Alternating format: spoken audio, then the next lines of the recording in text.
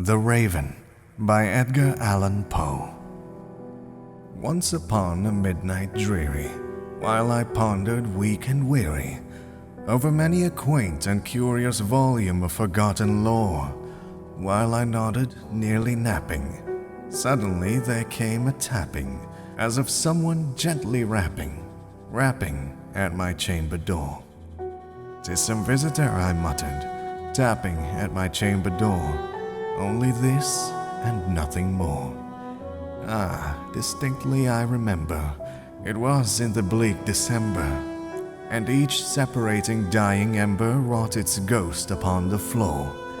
Eagerly I wished the morrow, vainly I had sought to borrow from the book's surcease of sorrow for the lost Lenore, for the rare and radiant maiden whom the angels name Lenore, nameless here forevermore. And the silken, sad, uncertain rustling of each purple curtain thrilled me, filled me with fantastic terrors never felt before, so that now, to still the beating of my heart, I stood repeating, "'Tis some visitor, entreating entrance at my chamber door. This it is, and nothing more."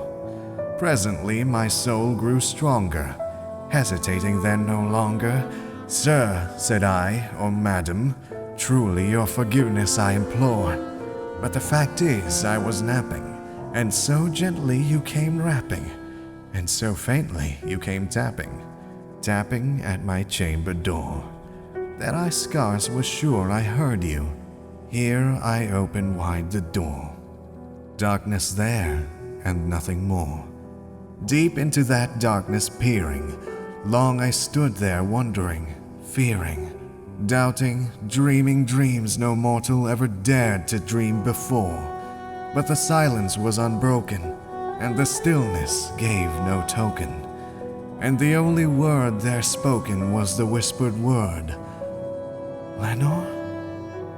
This I whispered, and an echo murmured back the word, 'Lenore.' Merely this, and nothing more. Back into the chamber turning, all my soul within me burning. Soon again I heard a tapping, somewhat louder than before. 'Surely,' said I, 'surely there is something at my window lattice. Let me see then what thereat is, and this mystery explore.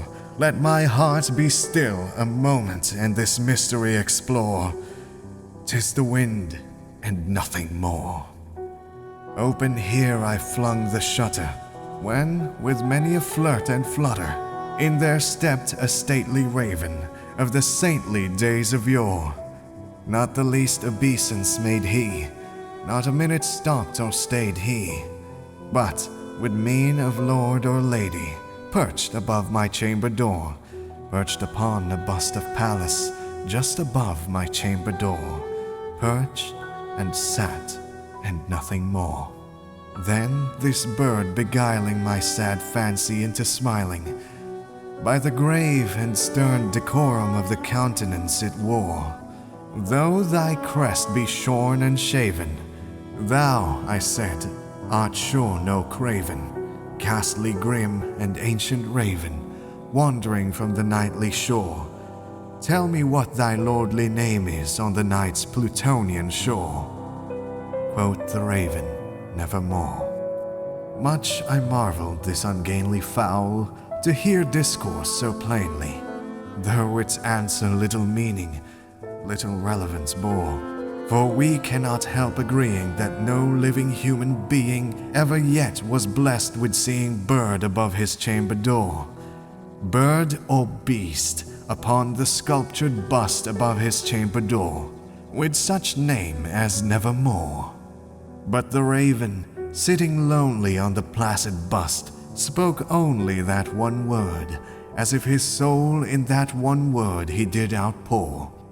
Nothing farther then he uttered, not a feather then he fluttered, till I scarcely more than muttered, "Other friends have flown before. On the morrow he will leave me, as my hopes have flown before." Then the bird said, nevermore.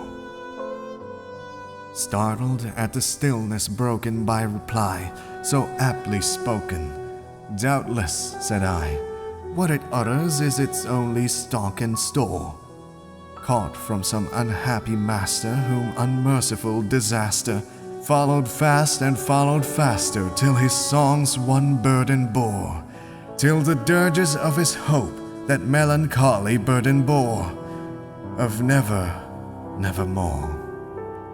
But the raven still beguiling all my fancy into smiling, straight I wheeled a cushioned seat in front of bird and bust and door.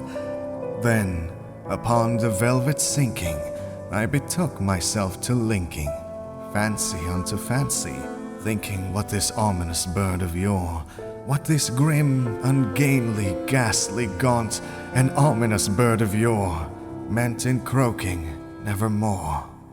This I sat engaged in guessing, but no syllable expressing, to the fowl whose fiery eyes now burned into my bosom's core.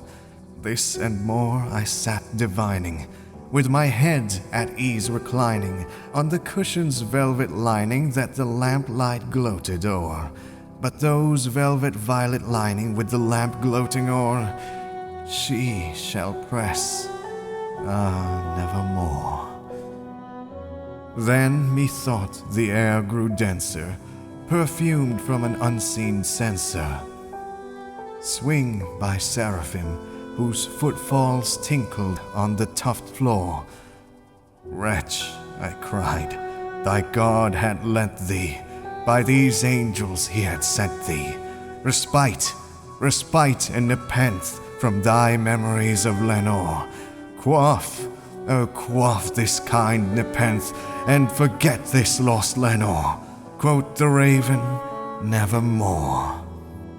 Prophet, said I, thing of evil, prophet still if bird or devil, whether tempest sent or whether tempest tossed thee here ashore, desolate yet all undaunted, on this desert land enchanted, on this home by horror haunted, tell me truly, I implore, is there balm in Gilead?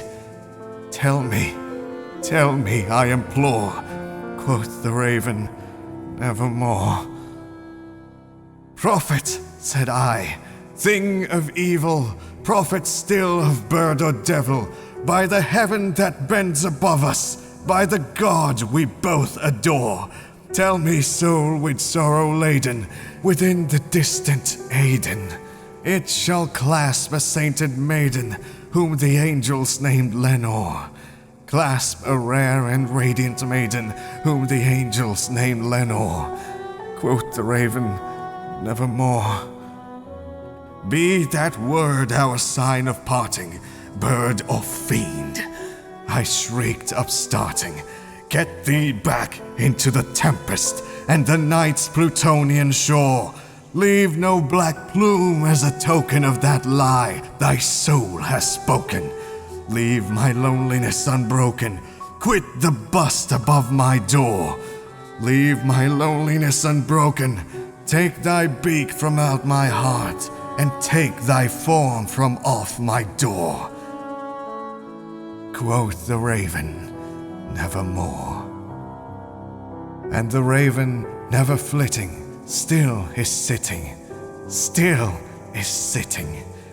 on the pallid bust of Pallas just above my chamber door, and his eyes have all the seeming of a demon's that is dreaming, and the lamplight o'er him streaming throws his shadow on the floor, and my soul from out that shadow that lies floating on the floor shall be lifted nevermore.